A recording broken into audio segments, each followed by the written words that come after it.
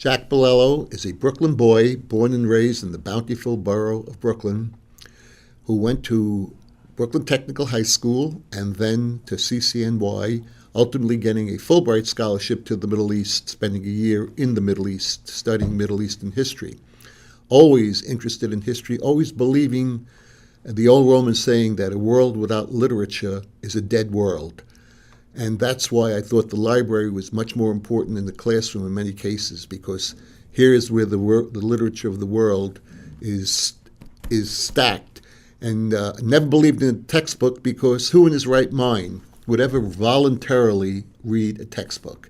It's compulsion that requires a student to read a textbook. But if you can get a book of literature that is so compelling and so interesting and so important, I think that advances the cause of really civilization. So I came to Lindenhurst as a 20-year-old teacher. I didn't turn 21 until October of that year, and have loved my experience in teaching. I became chairman of the history department, but I've always had this love and things that have happened. For example, when I was a young boy, I saw this movie, The Fighting Sullivans, and it was so compelling and so poignant that it stayed with me. There's one of the scenes in that movie where 5 boys are killed in World War II. They're from Waterloo, Iowa. And when the naval commander comes to deliver the message to the family, and they say they know something dreadful has happened, that they've been devastated, but they don't know the extent, and they say, which one was it? And when he says 2 words, which never left me, all 5, that never happened before in American history in one battle. It happened in the Civil War over the course of 4 years when Mrs. Barrett lost 5 sons. It even happened to a Confederate newspaper man. He had the incredible name of Beauregard O'Higgins, and he lost 5 sons over the course of the Civil War. But in one battle, the naval battle for Guadalcanal, 5 boys were lost. The reason I mention that is because there was a young boy from Lindenhurst, Long Island, by the name of Lawrence Dumper. He graduated from high school at Lindenhurst on Wellwood Avenue in 1941, and the war broke out. He joined the Navy. He was on the ship that the 5 Sullivan brothers were lost, the USS Juno. There were 700 boys aboard that ship. Only 10 survived. He was lost. A number of years ago, during a program, a gentleman came up to me. His name was Milton Dumper. And Milton said, my brother Lawrence, who went to Lindenhurst, and Milton lived in Lindenhurst, was aboard the ship that the 5 Sullivan brothers were on. And he said, my parents sent a Christmas gift to him. And it said, to our darling son Lawrence, Merry Christmas, 1942. Well, Lawrence was killed on November 13th of 1942. That Christmas gift was sent back to the family. They put it in the attic and never opened it. When Milton Dumper told me that, he said he was selling the house. He said, I'd like you to have this, because he had cleaned out his attic, and he gave me the gift, unopened. Well, I then took that gift to Waterloo, Iowa, the home of the 5 Sullivan brothers. There's a museum there, the Grout Museum, dedicated to their memory, and I gave it as part of their collection in tribute to the 5 Sullivan brothers and that experience. Those are the kinds of stories that history is made of. You'll never find that in a textbook. On that beautiful evening, December 6th of 1941, there used to be an annual monthly competition, the Battle of the Bands, and each band would present its music. And the night of December 6th of 1941, the band that won the competition was the band of the USS Arizona. And the captain was so proud of his boys, he said, I'm going to reward you. Tomorrow morning, you do not have to get up for reveille. You could sleep late. And that was their reward. Well, when 350 Japanese warplanes rocketed out of the skies of Hawaii, they were all sleeping. They are still sleeping. Not one member of that band, teenagers, 17, 18, 19, survived the attack. So these are the kinds of stories that have stayed with me and I think have to be communicated to not only this generation, but future generations as well. So that is, in essence, why Jack Bilello became a teacher and continues, hopefully, to continue learning. Not only do you teach, but I always hope I continue to learn for as long as I'm around. Yes, I have written 4 books, and each is a different genre. And I have to have a passion for the subject that I'm writing about, because if I don't have the passion for it, then I can't really get involved and contribute anything that I think is worthwhile and purposeful and meaningful. So the first book is a World War II work of historical fiction. It's called Bonds of War. It is the story of a father who was demonized by his experience of World War II, which is serving aboard the USS Juno and being one of 10 to have survived the sinking. His son is a Vietnam veteran, and both have been cut off from each other because of their experiences in their respective wars. And the whole trick of the book is to get these two guys together. And it takes 400 and some odd pages to do it, but I think it works. The last thing you want, every author wants to have a book that when someone picks it up, he can't put it down.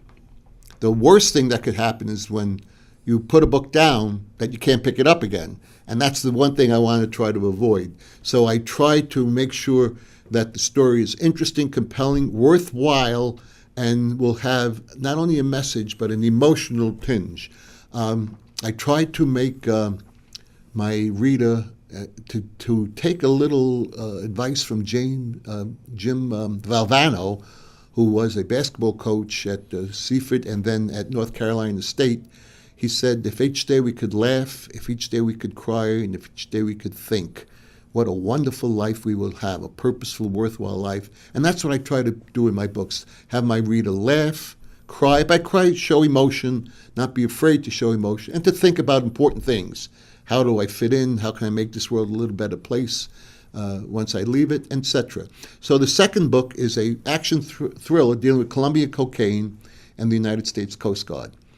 It really revolves around something that I learned when I was in college, when a literature professor of mine was talking about E.M. Forster, the great British novelist, who in the 1930s was at Cambridge studying with three friends of his. One of them was Kim Philby, who became part of the great three-man ring of espionage, one of the greatest in history.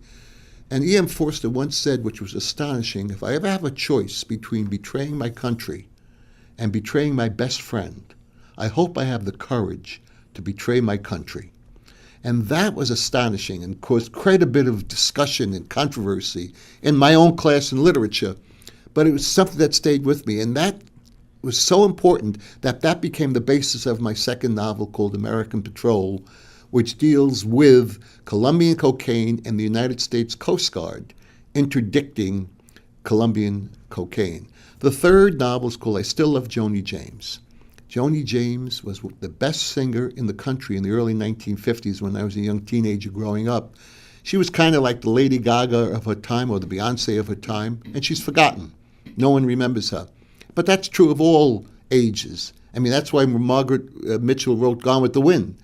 All ages have their moment in history and time and then disappear. But they're not to be forgotten because they've had such an impact on current thought and attitudes and history, really. That is something that I thought was so important and had to be communicated. But the third book, I Still Love Joni James, is closest to my heart because even though it is fiction, most fiction has so much truth in it.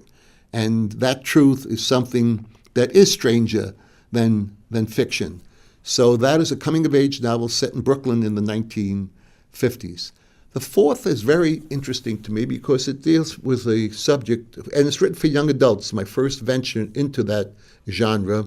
It's creative nonfiction, which is a rather new genre in literature. It's a true story told in the form of a novel, and it's written for young adults. It's about a very modest, this is why it's so close to me, humble school teacher who became a great warrior. He never commanded anything but the respect of his students, and during the Civil War, he became a brigadier general and was awarded the Medal of Honor for action at Little Round Top at Gettysburg, the turning point of the Civil War. Little Round Top being the turning point of the Battle of Gettysburg, Gettysburg being the turning point of the Civil War, which advanced the Union cause. So I thought, again, that story about that man and the context of the Civil War was something that is still with us today. Well, I think readers would like the books that I've written because even though in many cases they're about the past, they're contemporary. things that have happened in the past are still affecting us and still interesting and still important today.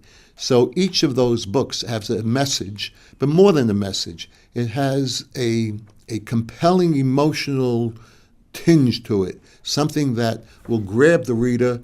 Hopefully the characters will grab, and I think that's very important. When you relate to a character in a book, in a novel, in a story, when you can identify with that character, when you say that character is like me, well then when you put that book down, it stays with you because of the relationship that you have and the identification that you have to the character. So each of my books, I hope, has characterization which our reader can identify with and cling to and stay with. So this is, I think, why each of these books are important, and hopefully readers will find them to be the case.